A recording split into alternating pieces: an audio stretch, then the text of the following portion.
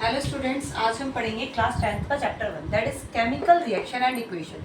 यानी चैप्टर का नाम है केमिकल रिएक्शन एंड इक्वेशन। यानी इस चैप्टर में हम केमिकल रिएक्शन के बारे में पढ़ेंगे। तो सबसे पहले हम पढ़ते हैं केमिकल रिएक्शन क्या होती है।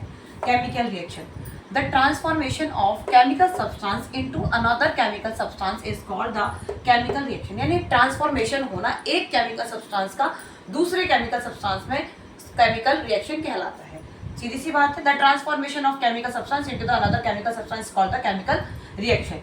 एग्जांपल है रस्टिंग ऑफ आयरन, आयरन का रस्ट होना, digestion of food, the setting of milk into the curd, यानी मिल्क का कर्ड में कन्वर्ट हो रहा, फूड का डाइजेस्ट होना और आयरन की रस्टिंग, जैसे आयरन में जंग वगैरह लगना, ये सारी चीजें केमिकल रिएक्शन के एग्जाम्पल है। अब केमिकल रिएक्शन में दो चीजें होती है, एक होता है रिएक्टेंट, दूसरा होता है प्रोडक्ट। रिएक्टेंट क्या होता है?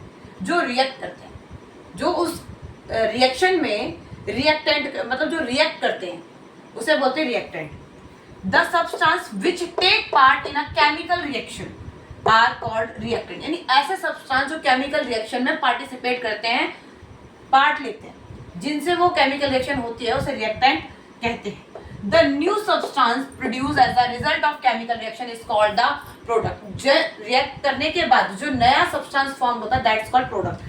यानी जब दो सब्सटेंस या दो हो या दो से ज्यादा हो, एक दूसरे के साथ रिएक्ट करते हैं, रिएक्ट करने के बाद जो सब्सटेंस फॉर्म होता है दैट्स कॉल्ड प्रोडक्ट। जैसे MgO2, Mg प्लस O2, ये क्या है? रिएक्टेंट। क्योंकि ये क्या कर रहे हैं?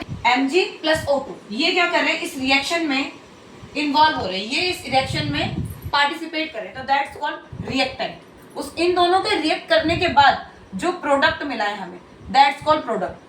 इसको बोलेंगे प्रोडक्ट। Mg प्लस O2 क्या है? रिएक्टेंट। अब एक रिएक्शन के होने के कैरेक्टरिस्टिक्स क्या है?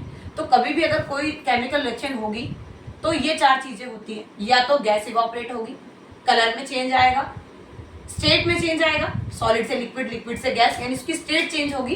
तीसरा, उसके टेम्परेचर में चेंज आएगा।